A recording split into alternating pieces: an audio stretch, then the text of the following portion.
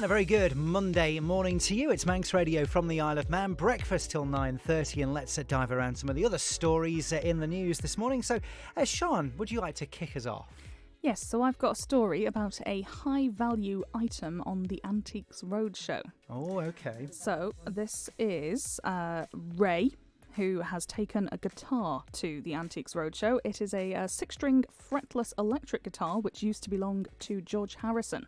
Oh, that's a fairly big claim to fame then. Yep, so it was gifted to him. It was he used to work for George Harrison's production company.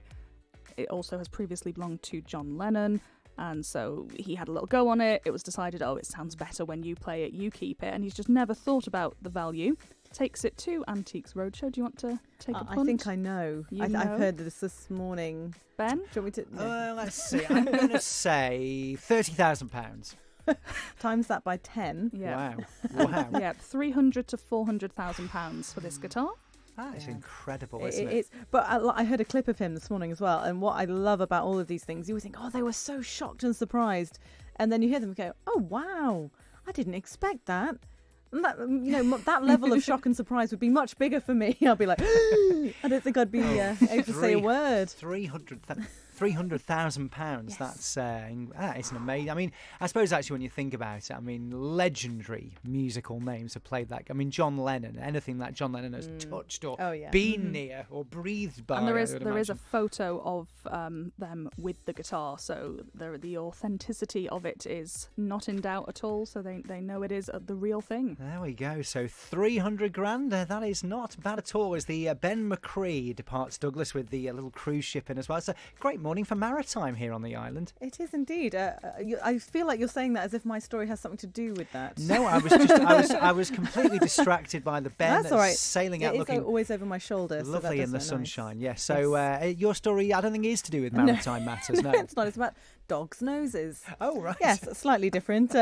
This is, they sort of say the mystery of why dogs have cold noses has been revealed, but I can't say it's ever been a big mystery that's stumped me, to be honest. But apparently this is because they are have ultra-sensitive heat detectors on their noses. Or their noses are ultra-sensitive heat detectors. So scientists have learned that dogs can perceive very faint sources of heat, equivalent to the warmth emitted by a small furry animal from 5 feet away. So researchers believe that rhinarium, the cold bare tip of a dog's muzzle. I'm learning a lot. Rhinarium. Great word. Is the organ that they use to achieve that. So it shows the superiority of the canine nose, up to 100 million times more sensitive to smell than our own. Wow. 100 million. You can obviously sniff a dogs and what they do, incredible creatures actually, and I think that just goes to show perhaps why. That's quite a fact and figure there, isn't it? Most definitely. The dogs join a select group of animals, including the pit viper and common vampire bat. Oh, well, they sound lovely. Which are also known to be able to detect body heat at a distance. There we go. Brilliant stuff. Rhinarium. I thought you were talking about a well-known airline for a second, Rhinarium. No, I think it sounds like where you would keep rhinos. Yes, that's what I was thinking, yes. It does. Pop to the rhinarium. Yes, just to see the rhinos there, just out the back here. And finally from me, Last Tango in Halifax. It's back on BBC One on Sunday nights. I don't think either of you watch Last Tango. You see, you like Happy Valley, don't you, Alex? Happy Valley, yes, I thought that was really good. So it's one that I've heard great things about. Yeah.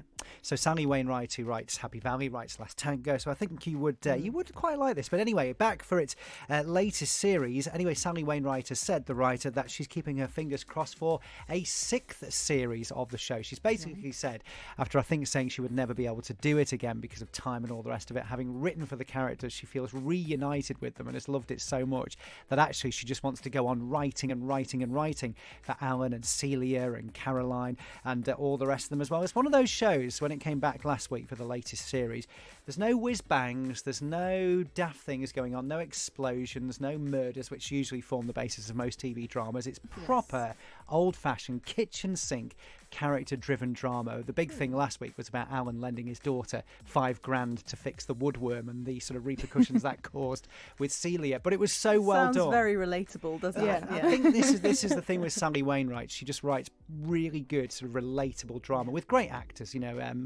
Derek Jacobi, Anne Reid is in there, Sarah Lancashire, who's in Happy Valley as well. That's the thing with Happy Valley, isn't it? Despite the fact that there's some rather extreme things going on, there isn't the extreme reactions to them. You know, bad people are found out in fairly normal ways. It doesn't, go on for a ridiculous amount of time. It's really well done like that. I think this is what she's so good with her writing, Sally Wainwright. It's total sort of reality. So if you like Last Tango, I didn't see it last night, so don't let me know what happened if you were watching it. There's 2 more weeks left, and hopefully back for another series at some point.